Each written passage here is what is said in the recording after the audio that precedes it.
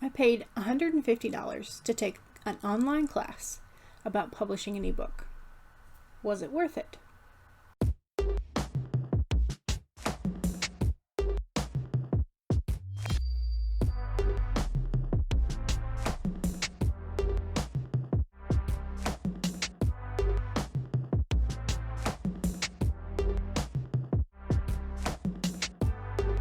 My name's Jules, and I'm the Dawdling writer.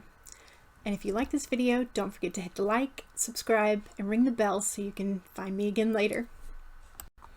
How much does a single class at your local college or university actually cost? For a lot of people, the cost of tuition is a bit prohibitive. That's why we have scholarships and grants. But more and more colleges and universities, and now even libraries, are offering online courses as a part of their continuing education or their professional development departments. And so you can actually choose to take a single class or more than one class without the added fees for transportation, for living on campus, or the upkeep of those facilities that are on campus, as long as you're paying for only the online class. But are those classes really worth it?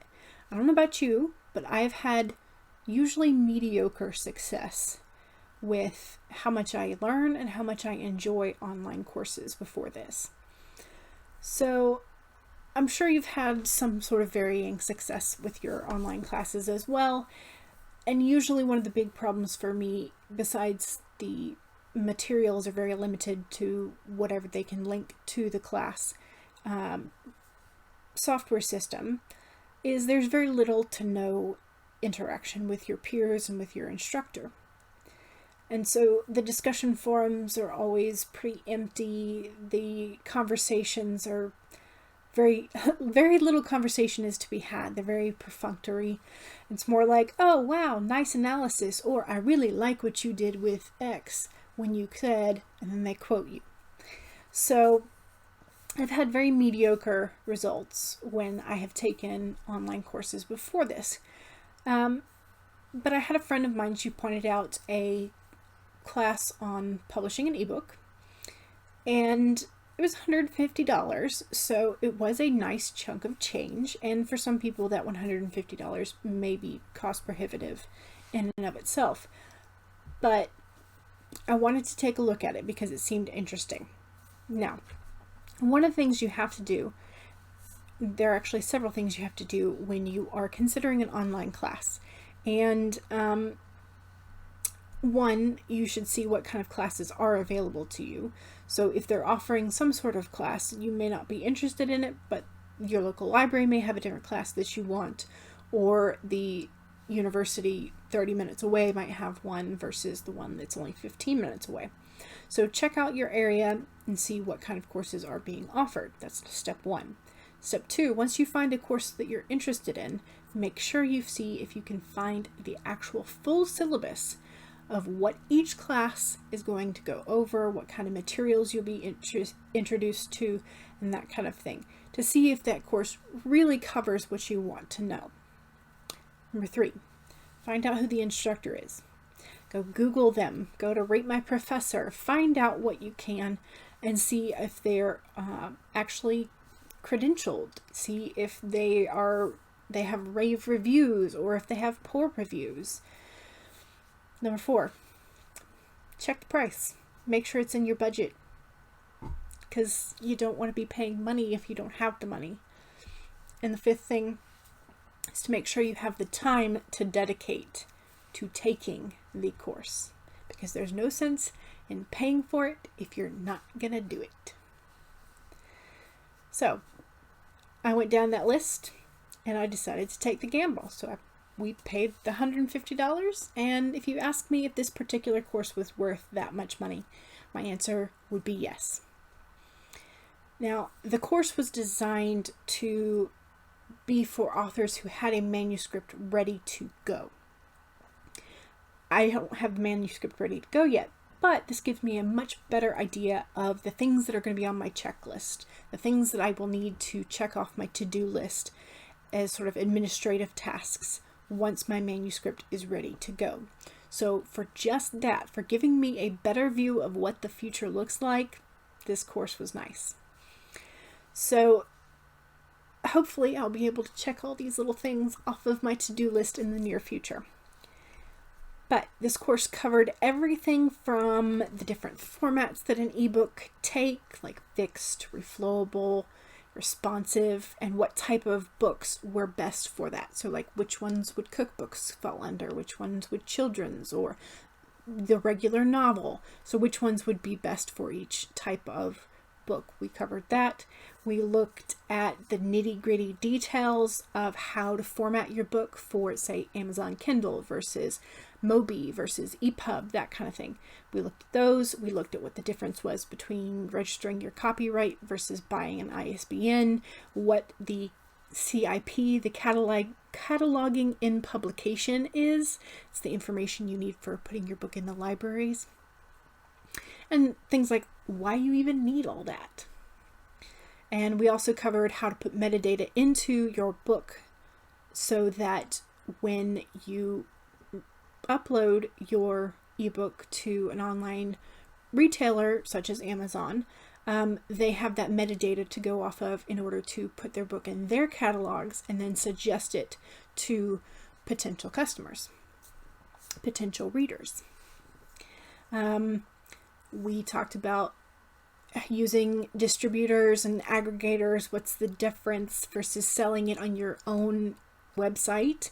We talked about how to calculate royalties, profit margins, and even marketing decisions like choosing a loss leader price, or how often should you choose to do a sale, or is it worth paying for a company or a service to do promotion for you, whether or not using Amazon ads or Facebook ads is a viable choice, the pros and cons of those. One of the most valuable things that I think I chose to save a bookmark for was there's a website called k-lytics, k-lytics, where they provide a free monthly analysis of how 28 genres do on Amazon, on Kindle.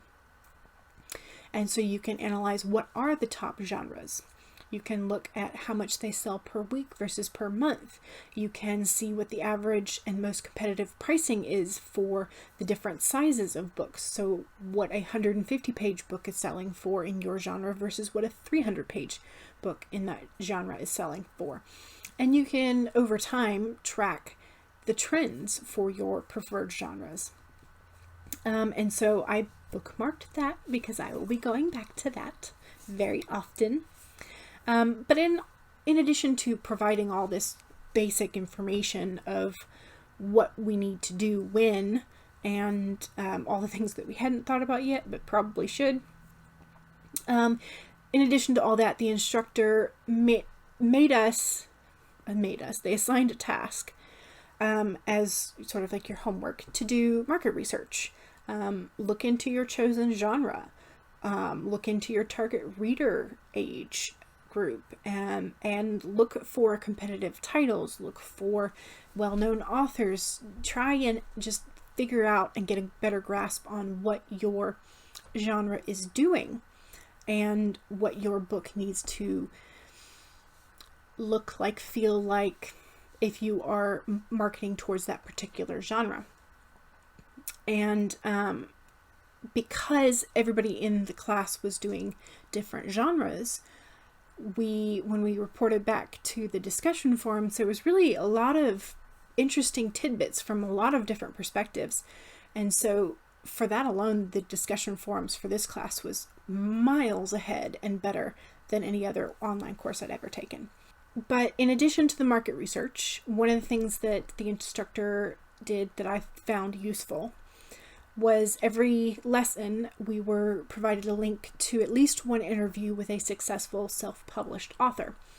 And in those interviews, the author usually talked about what point their success took off from, what they were doing to make sure that they were successful, and some tidbits of advice that they wish they had gotten earlier in their career or that really helped them put rocket boosters on their career.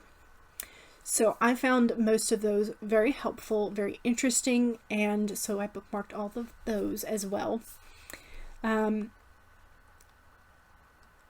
I pretty much saved like all the links and resources I possibly could, because the instructor gave us things like where to buy the ISBNs, where to register your copyright, where to send your book to the mandatory repositories for your country, just all kinds of great bits of information.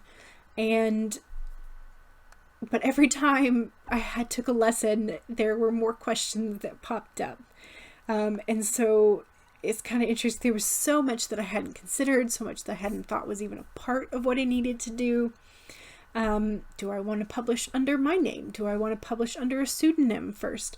When I'm registering for copyright, do I register it under my pseudonym name? Do I register the publisher as my legal name, or do I register as a small business publishing house? And if so, how do I go about doing that?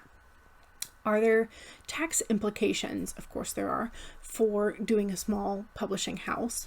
Do I want to buy a batch of ISBNs? And if I do, then do I choose to ignore the free vanity ISBN that some distributors would give you in return for listing their name as the publisher? And if I choose to go that route, are there tax implications for listing this other company as the publisher for my books? What price range do I want to set my books at? Sometimes that depends on the page count, so that one I may not be able to choose just yet. Then I need to start thinking about whether or not I want to do loss leaders, whether or not I want to pay for services to promote my book. And so there's all kinds of things that I hadn't considered. But now I have a much clearer view of a checklist that I can go through as I get closer to the publishing date, which I have not set yet. So was I ready for this course? Not quite. But am I glad I took it? Yes. Do I think you should go out and immediately pay $150 or more for an online course? Maybe not. I think you should go back and check whether or not there's one in your area, you like the instructor, you can pay for it, and have the time for it. Check all that first before thinking about it. But I definitely had a lot more fun than I expected. And I got way more resources that I found helpful that I ever thought that an online course would provide. So would I recommend looking into taking an online class about publishing? Yeah, I would. So was it worth it? Yes. $150 well spent. If you like this video, make sure to hit the thumbs up, subscribe, ring the bell, and I will see y'all next time.